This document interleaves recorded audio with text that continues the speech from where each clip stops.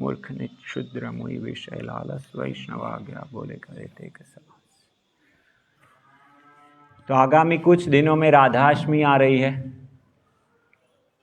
तो मैंने सोचा कुछ चर्चा करते हैं उस संबंध में, राधाष्टमी के संबंध में।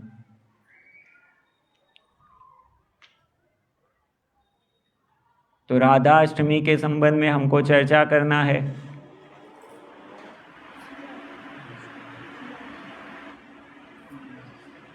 तो आज हम भगवद गीता से राधा रानी के विषय में चर्चा करते हैं। भगवद गीता में भी राधा रानी का वर्णन है। मुश्किल है हम लोगों के लिए वो देखना, लेकिन जो भगवान के शुद्ध भक्त हैं वो तो हर जगह में भगवान को ही देखते हैं। जैसे श्रीमद् भागवत है, श्रीमद् भागवत में राधा रानी का सीधा वर्णन कहीं नहीं है, लेकिन जो भगवान के शुद्ध भक्त है वो शुरू से अंत तक श्रीमद् भागवत को राधा रानी का ग्लोरिफिकेशन ही देख रहे हैं। तो ऐसे भगवद गीता में भी श्लोक के अंदर भी राधा रानी का वर्णन आता है। तो राधा रानी कौन है? कोई बताना चाहेगी राधा रानी कौन है? भगवान की आह्लादिनी शक्ति। तो भगवान की कितनी शक्तियां हैं? भगवान की 3 शक्तियां हैं। कौन सी? हाँ, संधिनी, आह्लादिनी और संवित, ये 3 शक्तियां। और ये तीनों शक्तियां कैसी है? दिव्य है। इससे अलावा भी भगवान की और बहुत शक्तियां हैं। और वो कौन सी है? तो ये सब अंतरंगा शक्ति में आता है। ये तीनों अंतरंगा शक्ति में आता है। इसके अलावा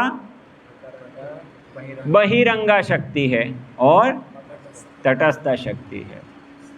बहिरंगा शक्ति है, उसके अंदर जैसे अंतरंगा शक्ति में संधिनी, संविद, आह्लादिनी, ऐसे 3 अलग अलग है जो सब कंट्रोल कर रहे हैं। ऐसे जो भौतिक शक्ति है, माया शक्ति, उसमें भी 3 गुण है, सत्वगुण, रजोगुण, तमोगुण, जो सब कुछ कंट्रोल कर रहे हैं। और बीच में है वो है तटस्था शक्ति, अर्थात जीव। भगवान कहते हैं भगवद गीता में भी, भूमिरापो अनलो वायु खम मनो बुद्धिरेवच अहंकारिति यम में भिन्ना प्रकृति रष्टदा। तो ये जो 8 तत्वों से बनी हुई शक्ति है वो मेरी भिन्ना प्रकृति है। और अपरेयम इतस्त्वन्या विधि प्रकृति में परा, इससे पर दूसरी प्रकृति है जो जीव प्रकृति है। तो जीव बहिरंगा से ऊपर है, वो परा प्रकृति है, लेकिन वो अंतरंगा शक्ति के अंडर में भी नहीं है। वो कैसा है वो आगे भगवान 15वें अध्याय में शायद, द्वाइमो भूतो सर्गे लोको अस्मिन, फिर क्या है, द्वाइमो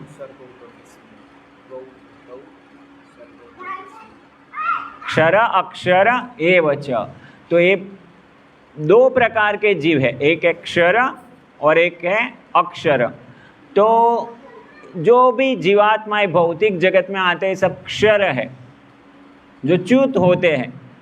लेकिन जो भगवान की अंतरंगा शक्ति में जो लोग हैं, जैसे भगवान के पार्षद है, वो जीवों जैसे ही लगते हैं, लेकिन वो जीव ऐसे जीव नहीं है जो पतन होते हैं। वो अक्षर है, वो कभी पतन नहीं होते।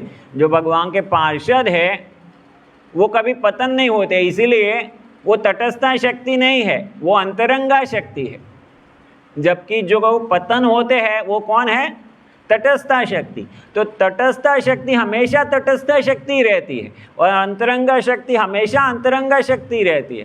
कभी अगर वो जीव जो अंतरंगा शक्ति का विस्तार है वो भौतिक जगत में आते हैं तो भी प्रकृति के बाध्य होके नहीं आते, वो भगवान की इच्छा से आते हैं उनकी लीलाओं का विस्तार करने के लिए।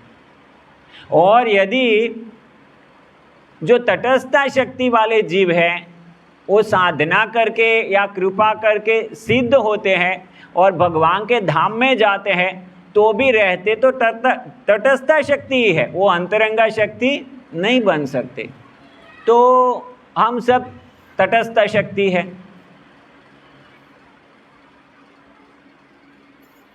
चाहे हम पुरुष हो या स्त्री हो,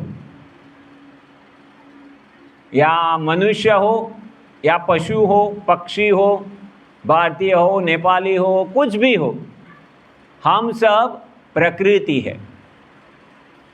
हम परा प्रकृति है, लेकिन है प्रकृति, और भगवान है पुरुष। तो भगवान भोगता है, हम सब भोग्य है। अभी हमारे पास एक ऑप्शन है कि हम तटस्थ है तो बीच में खड़े हैं। अभी हम चाहे तो बहिरंगा शक्ति के अंडर में रह सकते हैं, चाहे तो हम अंतरंगा शक्ति के अंडर में रह सकते हैं। तो आज के श्लोक में ये बताया गया है कि कौन है जो अंतरंगा शक्ति के अंडर में रहते हैं। और अंतरंगा शक्ति कौन है? हमने जैसे देखा आह्लादिनी शक्ति और राधा रानी स्वयं है, और ऐसे इन जनरल कहे तो अंतरंगा शक्ति भगवान की शक्ति राधा रानी के रूप में है, तो वो राधा रानी को हम अंतरंगा शक्ति कहते हैं और दुर्गा देवी को बहिरंगा शक्ति कहते हैं। तो जो महात्मा है, महात्मानस्तु माम पार्थ दैवीं प्रकृति में आश्रिता, वो दैवी प्रकृति के आश्रित होते हैं, वो भगवान की अंतरंगा शक्ति के अंडर में रहते हैं। और फिर बताया, तो क्या इसका अगला वाला श्लोक है, उसका तात्पर्य में प्रभुपाद जी लिखते हैं, पहली लाइन, सामान्य पुरुष को रबर की मोहर लगाकर महात्मा नहीं बनाया जाता। तो ऐसा नहीं किसी के नाम के आगे आप लगा दो महात्मा तो महात्मा नहीं बन जाता। उसका क्या होता है? लक्षण होता है। यहाँ पर उसके लक्षणों का वर्णन है। महात्मा सदैव भगवान कृष्ण के गुणों का कीर्तन करता रहता है, उसके पास कोई दूसरा कार्य नहीं रहता, वह सदैव कृष्ण के गुणगान में व्यस्त रहता है। दूसरे शब्दों में वह निर्विशेषवादी नहीं होता। तो बताया उसमें, सततम कीर्तयन्तो माम यतन्तश्च दृढ़व्रता नमस्यन्तश्च माम भक्त्या नित्य युक्ता उपासते। और इस श्लोक में भी बताया, भजन्ति अनन्य मनसो, वो कृष्ण से और कहीं पर भी अन्य कहीं पर भी अपना मन लगाता नहीं। वो जानता है कि सभी के परमेश्वर, ज्ञात्वा भूतादिम अव्ययम, सभी चीज़ों के स्वामी तो भगवान श्री कृष्ण ही है। तो इसीलिए वो अपना मन कृष्ण में से जरा भी नहीं हटाता। तो ये फर्स्ट क्वालिफिकेशन है। जो भी भक्ति मार्ग में आता है और शुद्ध भक्ति मार्ग का अनुसरण करना है, तो उसके लिए सबसे पहली क्वालिफिकेशन है कि वो अन्य सब आश्रयों को छोड़ देता है। अन्य आश्रय कौन कौन से हो सकते हैं? जिसको हम मुख्य दो कैटेगरी में ले सकते हैं, कर्म और ज्ञान। तो कर्म कांड और ज्ञान कांड, वो आश्रय वो छोड़ देता है, वो एकमात्र भक्ति का आश्रय लेता है। तो ये पहला लक्षण है कि अभी वो कोई देवी देवताओं की पूजा में रत होता, उसको पूर्ण विश्वास है कि कृष्ण ही पूर्ण पुरुषोत्तम परमेश्वर है। हमने इसके पहले एक दिन जब चर्चा किया, उस दिन हमने बात किया था, क्या टॉपिक था उस दिन की चर्चा का, किसी को याद है? वैदिक शास्त्र और भौतिक विज्ञान किसका अथॉरिटी माने, किसको अथॉरिटी माने। और मैं उसको लास्ट में जब कंक्लूजन किया तब मैं बताया था इसका मतलब क्या है? दृढ़ विश्वास, हमारी श्रद्धा कहाँ है। और चैतन्य चरितामृत में बताते हैं कि व्यक्ति कितना प्रगत है वो कैसे पता चलता है? उत्तम मध्यम कनिष्ठ होय श्रद्धा अनुसारी। तो हमारी श्रद्धा जैसे जैसे जैसे बढ़ती जाती है वो उत्तम भक्त की ओर आगे बढ़ता जाता है। तो ऐसा नहीं कि बस हमको तो अभी विश्वास हो गया कि कृष्ण भगवान है इसलिए बस हम तो अभी भक्ति मार्ग में आ गए और अभी हमारी दीक्षा भी हो गई और ब्राह्मण दीक्षा भी हो गई तो बस नहीं, हम ब्राह्मण दीक्षा होने से कोई उत्तम भक्त नहीं बनता। या तो कोई ब्रह्मचारी हो, सन्यासी हो या बड़ा प्रेसिडेंट हो, जीबीसी हो, ऐसे कोई पदवी पर हो तो कोई बड़ा भक्त उत्तम भक्त नहीं बनता। कोई अधिक धनवान हो, पैसा वाला हो, तो ऐसा नहीं है कि जिसके पास बहुत पैसा है वो उत्तम भक्त है। या तो इस प्रकार से कोई भी भौतिक क्वालिफिकेशन आप ले लीजिए तो उससे उत्तम भक्त नहीं बनता। उत्तम भक्त जैसे अभी हमने भजन गाया, वो भजन मैंने ऐसे ही नहीं गाने के लिए बोला उनको कि चलो भाई हम एक भजन गा लेते हैं आज, लेकिन ये भजन में पूरी फिलोसॉफी है। शुरुआत ही कैसे किया? गौरांगेर दूती पद जार धन संपद से जाने भक्ति रससा। तो ये आप एक एक लाइन देखेंगे तो उसमें श्रद्धा की बात है। जैसे आगे बोले गौरांगेर संगी गणे नित्य सिद्ध करी माने से जाए ब्रजेंद्र सूत पास। भगवान कृष्ण के पास कौन जा सकता है? जिसको विश्वास है कि श्री चैतन्य महाप्रभु के जितने संगी गण है वो नित्य सिद्ध पार्षद है। तो ये विश्वास होना बड़ी बात है। जब चैतन्य महाप्रभु की लीलाएं हुई और उसके थोड़े समय बाद बहुत सारे, जैसे एक कथा तो चैतन्य चरितामृत में ही आती है।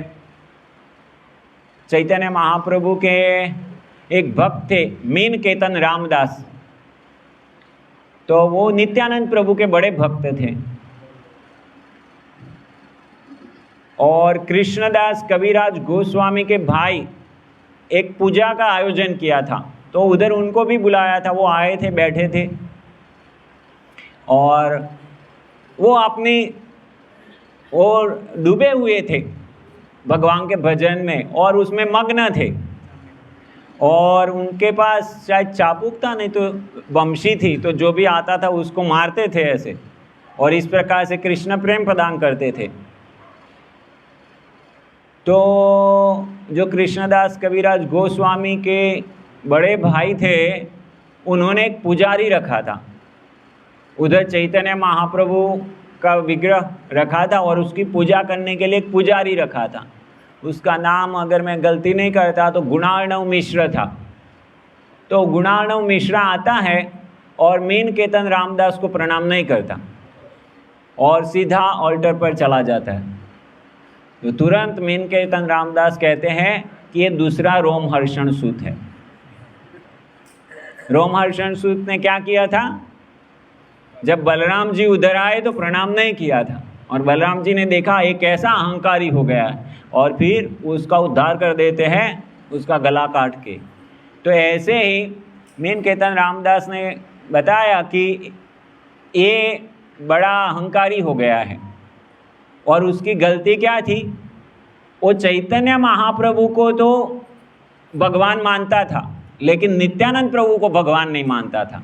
और इसीलिए मीन केतन रामदास जो नित्यानंद प्रभु के भक्त थे तो उनको कोई वैल्यू दिया नहीं, और उस अपराध के कारण वो पूरा घाव उज्जड़ हो जाता है। तो ऐसे लोग थे जो खाली महाप्रभु को भक्त मानते थे लेकिन उनके पार्षदों को नहीं भक्त मानते थे। और उसकी दूसरी लाइन में क्या कहते हैं? गौड़ मंडल भूमि जेबा जाने चिंतामणि तार होय ब्रज भूमे वास। तो गौड़ मंडल भूमि यहाँ से तो नज़दीक ही है, हमारे से नज़दीक है, यहाँ से काफ़ी दूर है लेकिन हमारे से तो बहुत नज़दीक है। और हम उधर जाते हैं तो हमको जो दृश्य देखने मिलते हैं क्योंकि हमारा विजन, हमारी दृष्टि अभी भौतिक दृष्टि है, इसलिए हमको सब भौतिक ही दिखता है। इधर गंदगी पड़ी है, उधर गंदगी पड़ी है, ऐसा सब कुछ दिखता है, हमको वो दिव्य दर्शन नहीं होता। अद्यपि लीला करे गौर राय, क्या कहाँ से शुरू होता है? कौन भाग्यवान देखी बारे पाए। अभी भी चैतन्य महाप्रभु की लीलाएं उधर चल रही है, लेकिन जो भाग्यवान है वो देख पाता है। तो हम अभी जाते हैं, लेकिन हमको यही सब दर्शन, भौतिक दृष्टिकोण रहता। जब कोई लीला स्थली में जाते, जैसे परिक्रमा करते हैं, तो कोई लीला स्थली में जाते, जैसे आपको मैं एक बताऊं, शायद आप लोगों ने विजिट किया होगा, पता नहीं मुझे, आप सब ने नाम सुना होगा, खोला वेचर श्रीधर, सुना है ना? खोला वेचर श्रीधर। वैष्णवों की जाति नहीं देखनी चाहिए, लेकिन मैं बताने के लिए, उधर वर्णन है कि खोला वेचर श्रीधर कितने महान भक्त थे और वो क्या थे, वो इसलिए मैं बता रहा हूँ कि वो ऐसे थे कि उनका कार्य ये था, वो डोने बनाना और उसको केले के पत्ते से डोने बनाते थे और उसको सेल करते थे, ये उनका कार्य था, इतना लो लेवल में। लेकिन वो चैतन्य महाप्रभु के बड़े उन्नत भक्त थे। चैतन्य महाप्रभु उनके घर जाते थे और उनके मटके से पानी पीते थे, और वो उनको अच्छा नहीं लगता था। अरे मैं इतनी नीची जाति में हूँ, तू यहाँ आके मेरा पानी क्यों पीता है? तो ऐसे चैतन्य महाप्रभु के पीछे भागते थे। तो वो खोला वेचर श्रीधर की वाड़ी कहाँ है? हाँ, आप जाएंगे राजापुर मंदिर तो उधर से पीछे जाना पड़ता है, पीछे एक रास्ता जाता है। अभी लोग थोड़ा थोड़ा जानने लगे हैं, लेकिन फिर भी अभी भी नहीं जानते। वो उसके लिए कोई रास्ता नहीं है, वो खेतों में से जाना पड़ता है। और अगर आप ऐसे, जैसे हम कब गए थे, इस बार मैं नहीं जा पाया था, लेकिन इसके पहली बार जब मैं आया था तो हम गए थे उधर।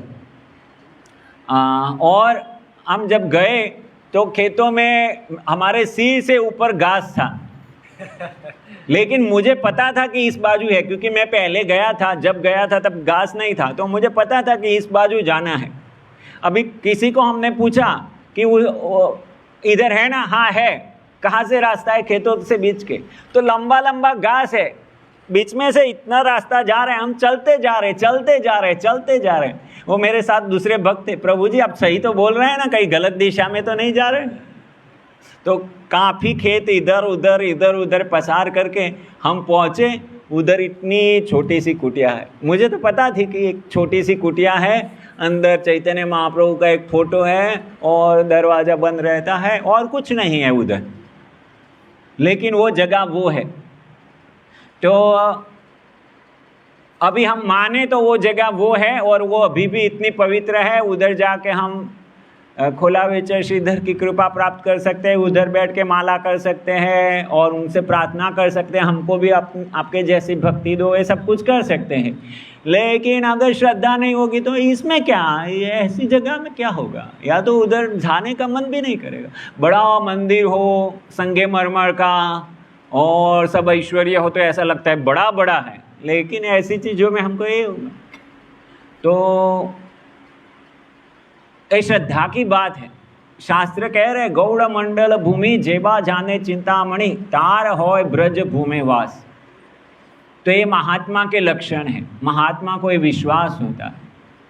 और फिर इसी भजन के अंत में क्या कहते हैं कि गृहे वा वने ते ठाके सदा हरि बोले डाके। चाहे कोई गृहस्थ है या वैरागी है, उससे कोई बड़ा फर्क नहीं पड़ता, लेकिन हाँ गौरांग बोले डाके, वो गौरांग महाप्रभु का नाम लेता है तो उसको गौरांग महाप्रभु की कथा सुनने में रस है और बोलने में रस है, और हमेशा उसको भगवान की लीलाओं का स्फुरण होता है, हमेशा वो याद आता है।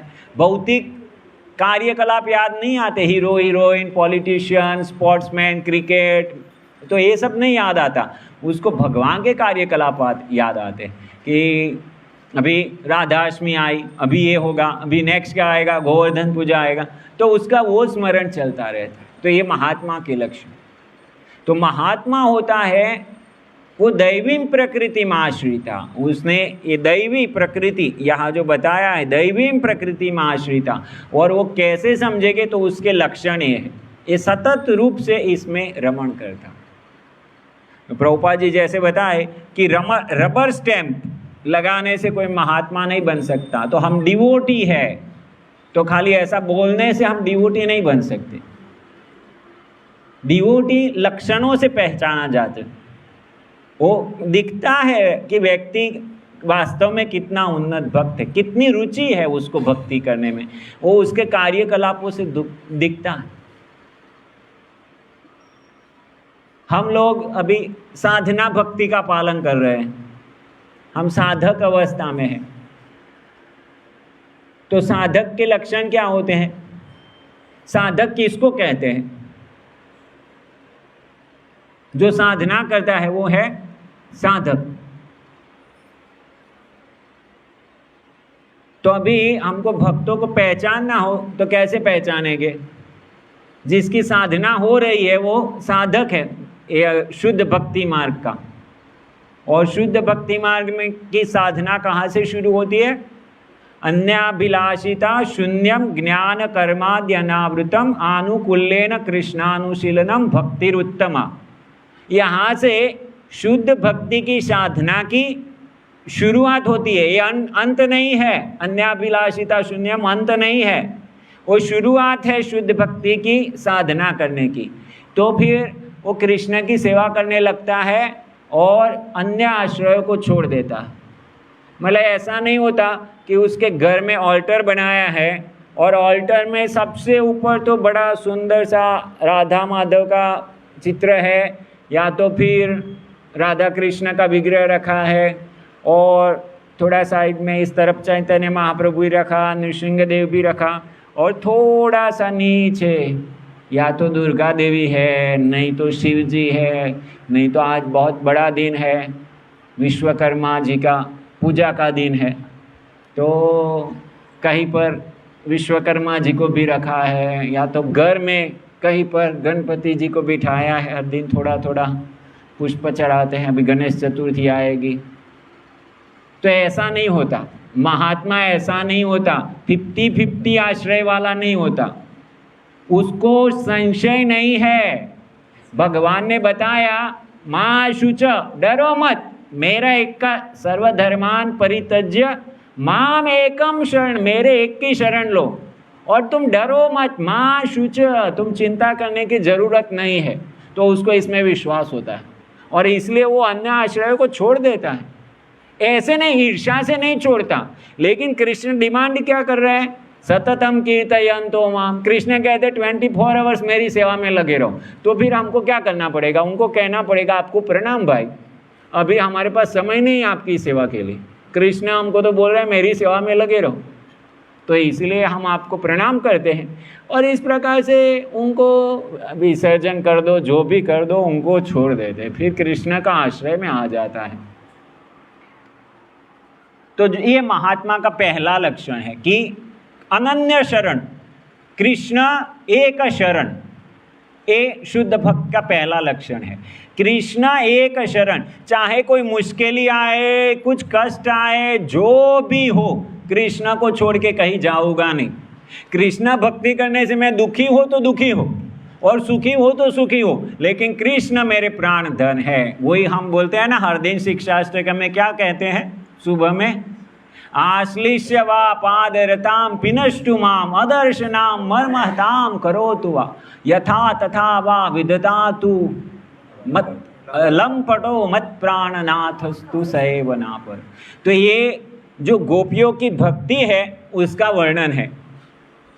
ये एक्चुअली गोपियों की प्रार्थना, जो चैतन्य महाप्रभु उस भाव में है, राधा रानी के भाव में है, वो ये प्रार्थना कर रहे हैं, हम वो भाव को रिपीट कर रहे हैं। तो ये भाव ये है कि आपको जो करना है वो करो, आप मुझे मारो पीटो और मुझे छोड़ के दूसरे को स्वीकार करो, आप जो भी करो करो, मैं तो आपकी सेवा करूँ। तो और इसके लिए कथा क्या बताते हैं उधर चैतन्य महाप्रभु? एक कथा बताते हैं इसका वर्णन करने के लिए। ऐसी कथा बताते हैं कि एक ब्राह्मणी थी और उसका पति था। तो वो ब्राह्मणी का पति था, उसको एक वेश्या से लगाव हो गया था। अभी ये ब्राह्मणी को पता चल जाता है कि इसको ये वेश्या से लगाव है, तो ब्राह्मणी क्या करती है, वो वेश्या के पास जाती है और उसकी सेवा करती है। क्योंकि ये ब्राह्मण के पास पैसे नहीं थे उतने कि वो वेश्या को पास जा सके, तो वो वेश्या की सेवा करती है और उसको तैयार करती है कि आप मेरे पतिदेव को संतुष्ट करो। तो ये श्लोक समझने के लिए ये उदाहरण दिया गया कि भक्त तैयार है, अगर आप मुझे छोड़ के दूसरे किसी को स्वीकार करते हैं तो कोई प्रॉब्लम नहीं, मैं उसकी सेवा करूँगा आपकी संतुष्टि के लिए।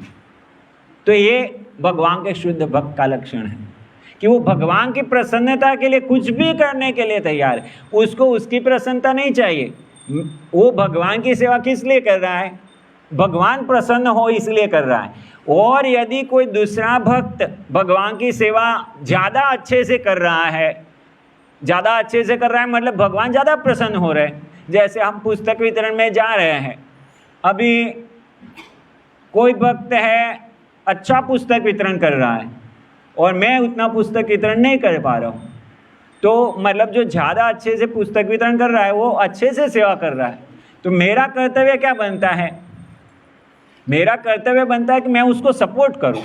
अच्छा पुस्तक वितरण कर रहा है, उसको चाहिए कि कोई असिस्टेंट चाहिए कि वो उसको बुक खोल के दे, बुक पैक करके दे, या तो हिसाब किताब रखे, उस तो वो असिस्ट करता है। हमारी असिस्ट करने की भावना होनी चाहिए कि हाँ भाई मैं नहीं कर पा रहा हूँ, वो कर पा रहा है तो मैं उसको मदद करता हूँ, क्योंकि अल्टीमेटली लक्ष्य क्या है, भगवान की सेवा अच्छे से हो। तो ये बात है, ये महात्मा का लक्षण है। वो अपने आप को ऐसा नहीं करता, हाँ मैं देखता हूँ वो क्या टेक्निक प्रयोग करता है कि ताकि उसका इतना वितरण होता है और फिर कल मैं अप्लाई करता हूँ और कल मैं उससे ऊपर होगा, ये भावना नहीं होती उसकी भावना होती है कैसे उसको मैं मदद करूँ और वो आगे बढ़े। तो ये महात्मा का लक्षण है। वो ईर्ष्या नहीं करता बल्कि भगवान के भक्तों की सेवा में रत, क्योंकि उसने दैवी प्रकृति का आश्रय लिया है और दैवी प्रकृति अर्थात राधा रानी और गोपियों की ये भावना है। और गोपियाँ ये कह रही, आश्लिष्य वा पाद रताम पिनुष्टुमा मदर्शनाम मर्महताम करो तु। तो आप हमें स्वीकार करो कि नहीं करो, हम तो आप ही हमारे प्राणनाथ है। तो इस प्रकार से वो भगवान की सेवा में निरत होता है हमेशा। और इसके पहले वाला श्लोक है वो क्या है, प्रकृतिम मोहिनीम श्रिता। आश्रिता, आश्रिता मतलब आश्रय लिया, श्रिता मतलब भी आश्रय लिया है। किसका आश्रय लिया है, मोहिनीम प्रकृति। जो भगवान की शरण में नहीं आता उसने मोहिनी प्रकृति का आश्रय लिया। मोहिनी प्रकृति अर्थात बहिरंगा प्रकृति। और फिर उसके लक्षण क्या है, मोगाशा, उसकी गलत आशा है, दूर आशा। प्रभुपाद जी बताते हैं ना, नते विदु स्वार्थ गतिम ही विष्णु दुराशया, उसकी दुराशया है। वो बारंबार माया की लात खाता है लेकिन फिर भी आशा करता है कि इस बार मुझे सुख नहीं मिला, अगली बार सुख मिलेगा, ऐसा करने से मुझे सुख नहीं मिला, ऐसा करूँगा तो सुख मिलेगा। इस बार फीस थी, इस बार एक इतना खाया लेकिन उसमें मज़ा नहीं आया क्योंकि ये अच्छा नहीं था, नेक्स्ट टाइम। मतलब ये भोग करने की वृत्ति है वो उनकी बनी रहती है। वो समझता नहीं कि मैं भोगता नहीं हूँ, मैं पुरुष नहीं हूँ, पुरुष तो कृष्ण है, मैं तो प्रकृति हूँ। तो प्रकृति की होके मैं पुरुष बनने का प्रयास कर रहा हूँ, वो गलत है। जैसे आधुनिक समय में हम देखते हैं स्त्रियां हैं अपने आप को पुरुष के रूप में प्रेजेंट करना चाहती है, लेकिन वो आर्टिफिशियल है।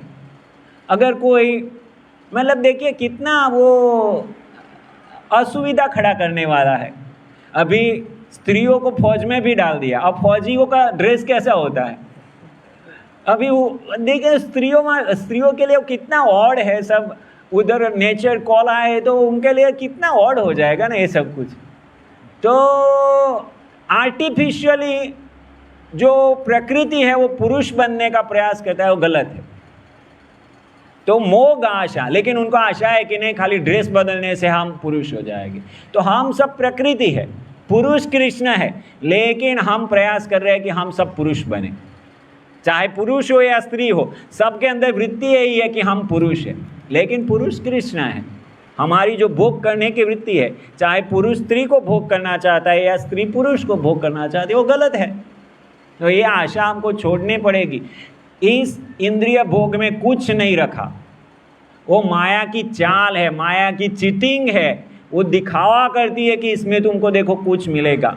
ऑलरेडी हमने ट्राई कर चुके, कितनी बार ट्राई कर चुके, और कितनी बार लाते खाई, कितनी बार अनुभव हुआ, तो और नहीं।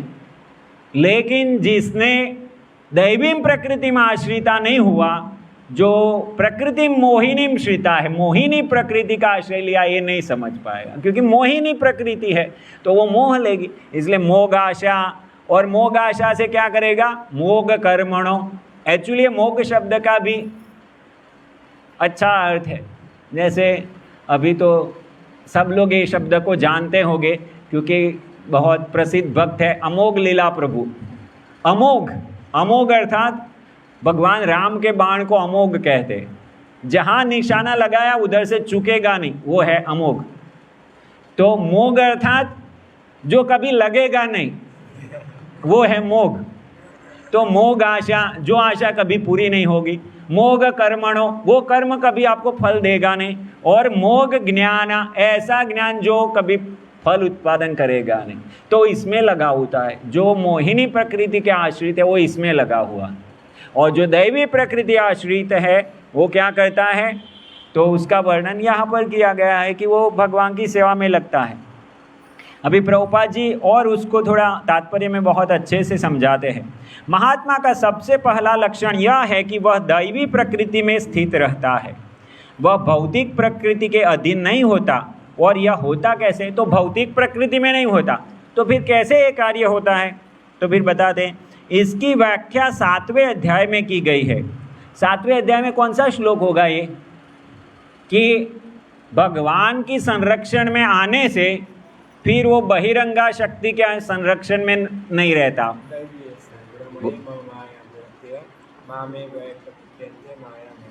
उधर भी दैवी शब्द है, दैवी ही ऐसा गुणमयी मम माया दुरत्तया।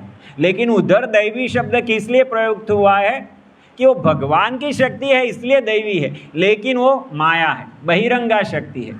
तो भगवान कह रहे हैं कि ऐसी शक्ति को छोड़ के जो मेरी शरण में आता है वो मुक्त हो जाता है तीनों गुणों से। जो भगवान श्री कृष्ण की शरण ग्रहण करता है वह तुरंत ही भौतिक प्रकृति के वश से मुक्त हो जाता है। यही वह पात्रता है। जो ही कोई भगवान को शरणागत हो जाता है वह भौतिक प्रकृति के वश से मुक्त हो जाता है। यही मूलभूत सूत्र है। तटस्थता शक्ति होने के कारण जीव जो ही भौतिक प्रकृति के वश से मुक्त होता है तो ही वह आध्यात्मिक प्रकृति के निर्देशन में चला जाता है। तो जैसे ही हम भौतिक माया को छोड़ते हैं, जैसे ही हम डिसाइड करते हैं कि बस बहुत हो गया, जैसे वो श्लोक है ना, कामादिनाम कतिना कतिधा पालिता दुर्निर्देशा, मैंने कितने कितने दुर्निर्देश पालन किए आपके, लेकिन फिर भी आप तृप्त नहीं हुए, ना मुझे तुष्टि हुई, ना कुछ शांति हुई, और इसलिए मैंने क्या किया है, अभी आपको छोड़ के यदुपति कृष्ण की शरण लिया है, और मैं उनको प्रार्थना करता हूँ कि मुझे आपकी सेवा में लगाइए। ये श्लोक का एक तात्पर्य है। तो जब व्यक्ति ऐसे शरणागत हो जाता है कि बस अभी तो बहुत हो गया, ये इंद्रिय भोग बहुत हो गया, ये देवा की पूजा बहुत हो गई, ये देवी की पूजा बहुत हो गई, बस अभी और कुछ नहीं, अभी एकमात्र कृष्ण की शरण। जब व्यक्ति इस प्रकार से स्वीकार करता है तो फिर वो प्रकृति के वश में नहीं रहता। इस प्रकार से जब कोई भगवान के शरणागत होता है तो उसे महात्मा पद की प्राप्ति होती है। तो जो भी भक्त भगवान की शरण में आया है वो क्या है, जो भी भक्त भगवान की शरण में आता है वो क्या है, महात्मा है। कोई राजनैतिक पद पर स्थित है, उसको महात्मा का सिंबल लगाने से महात्मा नहीं बन सकता। वो भगवान की शरण में आया है तो महात्मा है। इसलिए जो भी भक्त आता है और एक दृढ़ निश्चय के साथ आता है कि बस कृष्ण ही भगवान है, अभी और कोई जगह नहीं, तो वो महात्मा है। हमको ये लेके चलना पड़ेगा, क्योंकि जब हम भक्तों के साथ में रहने लगते हैं, जब नए होते हैं, बाहर से कभी कभी संडे प्रोग्राम में आते हैं ना, तो भक्त जो मंदिर में रह रहे उन भक्तों को महात्मा मानना हमारे लिए आसान हो जाता है। और स्पेशली ब्रह्मचारियों को तो बहुत रिस्पेक्ट होती है उनके प्रति हमारी। लेकिन जैसे जैसे हम मंदिर में ज़्यादा आने लगते हैं, फिर खाली संडे प्रोग्राम में नहीं आते, फिर तो हर दिन मंगला आरती आते हैं, फिर 16 माला करने लगते हैं, फिर 4 नियम पालन करते हैं, फिर एकादशी करते हैं, फिर थोड़े समय में दीक्षा हो जाती है। फिर हमको लगता है कि थोड़ा बहुत तो अभी ज़्यादा डिस्टेंस नहीं मेरे में और उनमें, और अगर ब्राह्मण दीक्षा हो गई तो बस कोई भक्त बहुत समय से है लेकिन उसकी ब्राह्मण दीक्षा नहीं हो गई और मेरी ब्राह्मण दीक्षा हो गई, तो बस अभी वो जूनियर हो गया, मैं सीनियर हो गया। तो हम इस प्रकार से चलते हैं, लेकिन इस प्रकार से नहीं होता। हमको ये हमेशा समझना है, जो भगवान की सेवा करने आए सब महात्मा हैं। नए नए होने में ये भगवान के भक्तों को महान व्यक्ति के रूप में देखना आसान हो जाता है, लेकिन जब हम साथ में रहने लगते हैं और हमारी दीक्षा हो जाती है और फिर साथ में रहते रहते हम देखते हैं अरे ये भी बीमार पड़ते हैं, अरे ये भी फिश दबा के खाते हैं, अरे इनका भी पेट खराब हो जाता है, तो फिर हमको लगता है ये इतने भी महात्मा नहीं हो गया। लेकिन भगवान क्या कह रहे हैं? भगवान ने ये कंडीशन नहीं रखा। इसके नेक्स्ट तात्पर्य का लास्ट पैराग्राफ पढ़ता हूं मैं। जैसा कि इसी अध्याय के द्वितीय श्लोक में कहा गया है, यह भक्ति न केवल सरल है अपितु इसे सुख पूर्वक किया जा सकता है। इसके लिए कठिन तपस्या करने की आवश्यकता नहीं पड़ती। मनुष्य सक्षम गुरु के निर्देशन में इस जीवन को गृहस्थ, सन्यासी या ब्रह्मचारी रहते हुए भक्ति में बिता सकता है। वह संसार में किसी भी अवस्था में कहीं भी भगवान की भक्ति करके वास्तव में महात्मा बन सकता है। तो कोई भी व्यक्ति महात्मा बन सकता है। कंडीशन यह है कि वो कृष्ण एक शरण, खाली कृष्ण की चरणों को पकड़े। और फिर दूसरा लक्षण क्या लाए? ये सब सततम कीर्तयन्। तो खाली कृष्ण को पकड़ने से फिर काम नहीं बनेगा। बस प्रभु जी अभी तो मैं गणेश चतुर्थी में या तो शिवरात्रि में या दुर्गा पूजा में नहीं जाता, अभी तो मैं खाली इस्कॉन में आता हूँ। तो खाली इस्कॉन में आने से आप महात्मा बन गए एक लेवल के, लेकिन आपसे भी कोई उन्नत महात्मा हो सकता है जिसके अंदर ये दूसरे लक्षण प्रकट है। आपने भजंती अनन्य मनसो कर लिया, लेकिन सततम कीर्तन तो हुआ। आप 16 माला कर रहे हैं, हर दिन कर रहे हैं, प्रतिदिन कर रहे हैं, 4 नियमों पालन कर रहे हैं, भागवत पढ़ रहे हैं, भागवत का प्रचार कर रहे हैं। तो जो जितना ज़्यादा शरणागत होता है, भगवान के लिए जितना ज़्यादा कष्ट लेता है, वो इतना उन्नत है। तो जो सबसे अधिक कष्ट लेता है तो उसको अधिक रिस्पेक्ट, अधिक आदर, मान सम्मान होना चाहिए।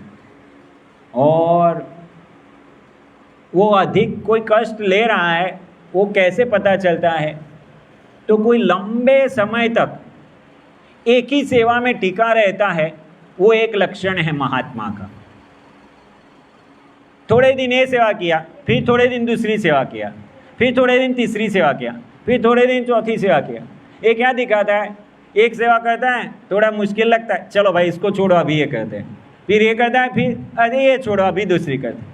लेकिन जो स्टेडी है, एक सेवा मिली है, करता जा रहा है, करता जा रहा है। कोई भी सेवा आप करो, चाहे किचन में कुकिंग करो या चाहे टेम्पल क्लीनिंग करो या चाहे पुजारी हो चाहे प्रेसिडेंट हो, उसमें हमेशा मुश्किलें आएगी। जैसे पुजारी है तो पुजारी को जन्माष्टमी के दिन सबसे लास्ट सोना पड़ेगा, या तो ऐसे समय आएंगे जब पुजारी को सबसे मतलब पुजारी के हमको बाहर से क्या लगता है? पुजारी को बहुत अच्छा है, लेकिन जब पुजारी बनते हैं ना तब पता चलता है कि स्नान किया, बाद में बाथरूम जाना है तो भी सोचते हैं अरे जाओ, कैसे जाओ, मुझे पूजा में जाना है। सब वेगों को दमन करके रखना पड़ता है। तो पुजारी ऐसे ही नहीं रहा जाता, ऐसे ही लगता है प्रेसिडेंट को बहुत अच्छा है, बैठा है शांति से, सब मान सम्मान दे रहे हैं। एक बार ऐसा हुआ, मैं एक ऑफिस में बैठा था, भरूच में एक ऑफिस में बैठा था, एक व्यक्ति की, उनका नाम था कीर्ति भाई की ऑफिस में बैठा था मैं, और हम दोनों बात कर रहे थे, और उनका कोई क्लाइंट भी बैठा था, वो मार्बल के व्यापारी है, तो उनका कोई क्लाइंट बैठा था, और वो क्लाइंट बात में ऐसा बोलने लगा कि कीर्ति भाई को मजा है। तो मतलब कीर्ति भाई का बिजनेस अच्छा चल रहा है, इसलिए वो बोल रहा है कीर्ति भाई को बड़ी मजा है, शांति से भक्ति भी करते हैं। तो फिर कीर्ति भाई बोले कि कीर्ति भाई को कितनी मजा है, वो तो एक कीर्ति भाई की सीट के ऊपर आप आके बैठोगे तभी पता चलेगा, इधर नीचे से वो कील चुभती है, वो आपको नहीं दिखाई देगी। तो वो प्रेसिडेंट उधर सीट पे बैठता है, उसको कितनी परेशानियां आती है, कितनी कंप्लेन आती है, कितना सॉर्ट आउट करना पड़ता है, प्रेसिडेंट को पता चलता है, दूसरे लोगों को समझ में नहीं आए। तो इस प्रकार से हर एक वक्त को, वो सफाई करने वाला हो या किचन में हो, किचन में कितनी मुसीबत आती है किचन वाले को पता चलता है।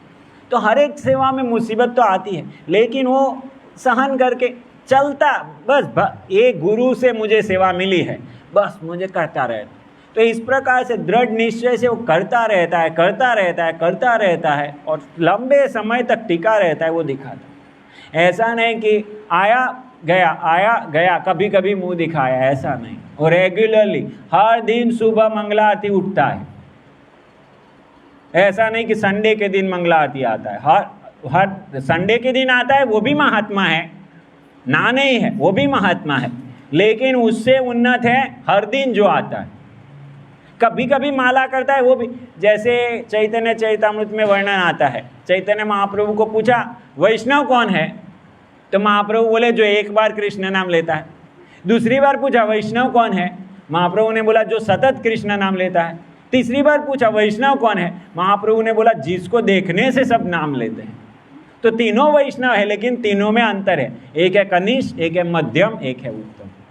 तो जो भी भगवान की शरण में आता है और भगवान का आश्रय लेता है, एक्चुअली जो गौड़ीय वैष्णव है उनके लिए जो राधा रानी का आश्रय लेता है वो महात्मा है। तो वो महात्मा है, लेकिन अभी भगवान के भक्तों की संगति में आया, फिर ये होना चाहिए।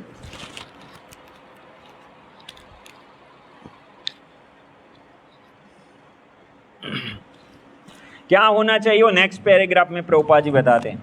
महात्मा अपने ध्यान को कृष्ण के अतिरिक्त अन्य किसी और नहीं ले जाता, क्योंकि वह भली भांति जानता है कि कृष्ण ही आदि परम पुरुष समस्त कारणों के कारण है। इसमें तनिक भी संदेह नहीं है, उसको ये पहले तो ये संदेह नहीं है कि अभी दूसरी कोई जगह में जाना है। ऐसा महात्मा अन्य महात्माओं या शुद्ध भक्तों की संगति से प्रगति करता है। वो ऐसा नहीं कि मैं बड़ा भक्त हूँ, ये नहीं, वो दूसरे भक्तों को भी समझता है, जो कृष्ण की सेवा करने के लिए आए उनको भी समझता है कि ये महात्मा है। खुद को दुरात्मा समझता है कि मेरे अंदर तो इतना अनर्थ है, लेकिन दूसरे का देखता है, दूसरे के अंदर अगर कुछ अनर्थ भी देखे तो वो क्या समझता है कि भले ही ये अनर्थ हो, लेकिन एक कृष्ण की सेवा करने के लिए आया है, वो बड़ी बात है। तो इसलिए उसको महात्मा देखता है और उस प्रकार से उसका लाभ उठाता है, उनकी संगति का लाभ उठाता है, उसकी सेवा का लाभ उठाता है। शुद्ध भक्त तो कृष्ण के, और फिर वो दूसरे स्वरूप के और अपना मन नहीं जाने देता। तो इस प्रकार से भगवान के भक्तों के संग में वो प्रगति का लाभ लेता है।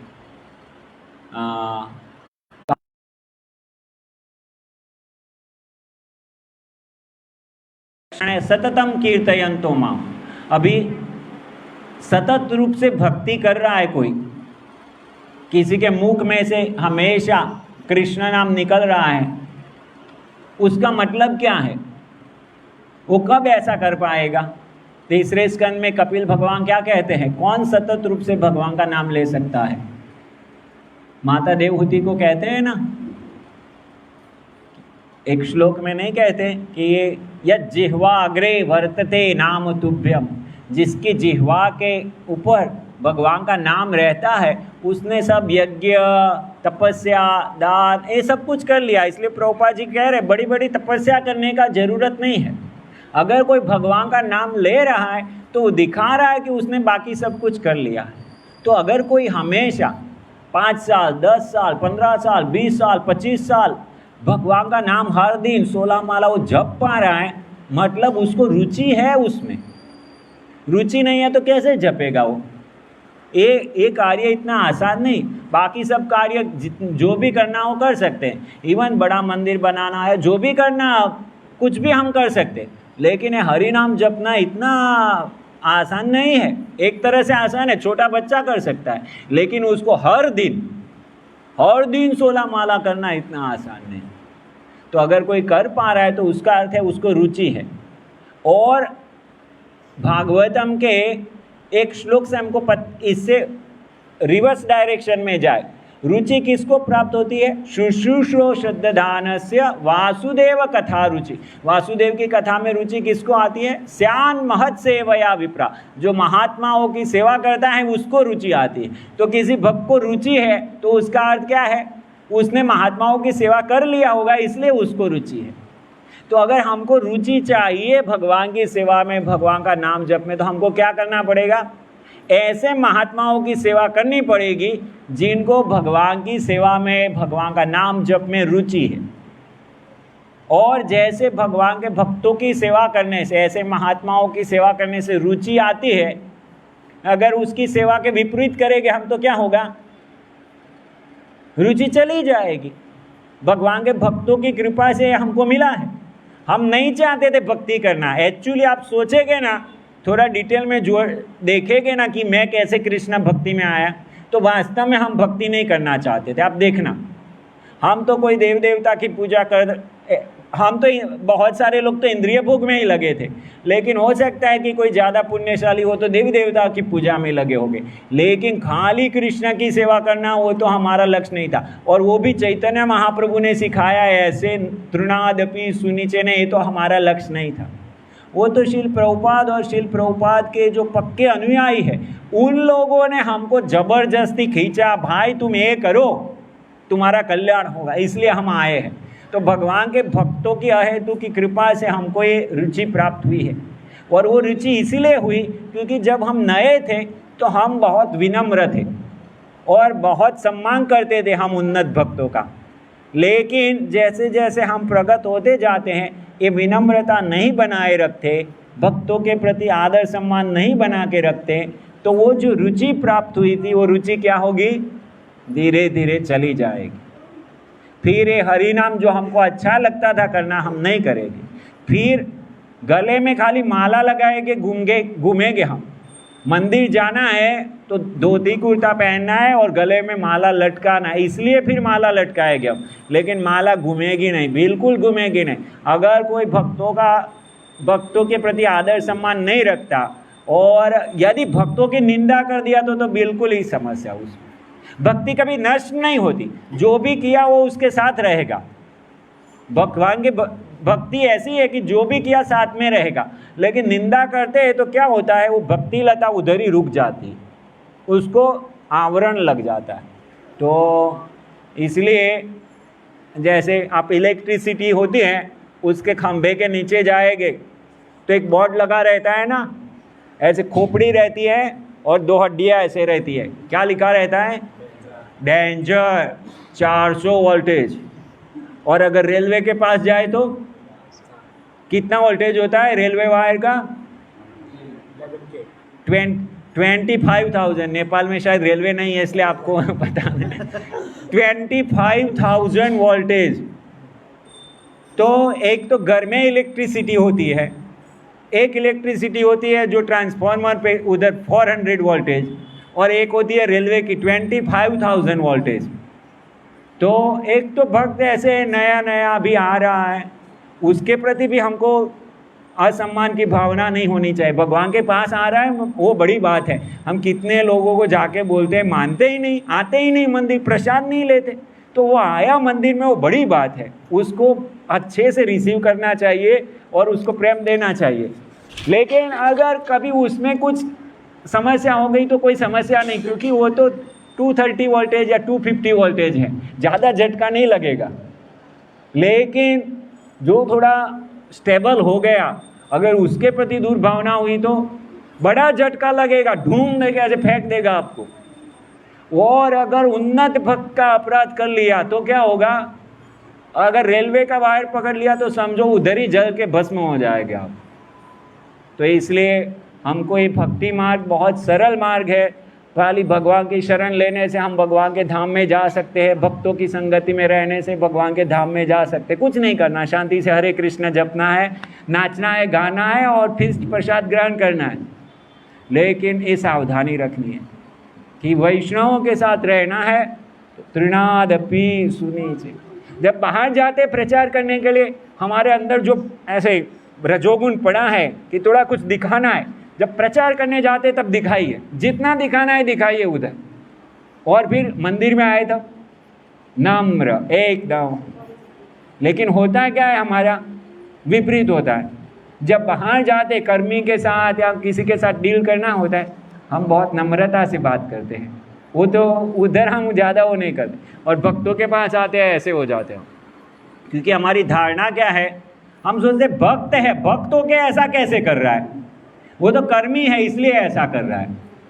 लेकिन भाई ऐसा नहीं, विपरीत है। ये भक्त है इसलिए उसके अंदर थोड़ा बहुत इधर उधर होता तो मैं होगा तो मैं चला लूँगा, क्योंकि एक बड़ा गुण है, वो भगवान का भक्त है। और वो कर्मी है, उसको तो डांटना पड़ेगा मुझे, नहीं तो वो तो गड्ढे में जाके गिरने वाला है। तो इसलिए हमारी ये धारणा को बदलना होगा। अभी 1 ही मिनट बाकी है, इसलिए प्रश्न नहीं लेंगे, ठीक है ना प्रभु? हाँ हाँ हाँ, वो प्रभु।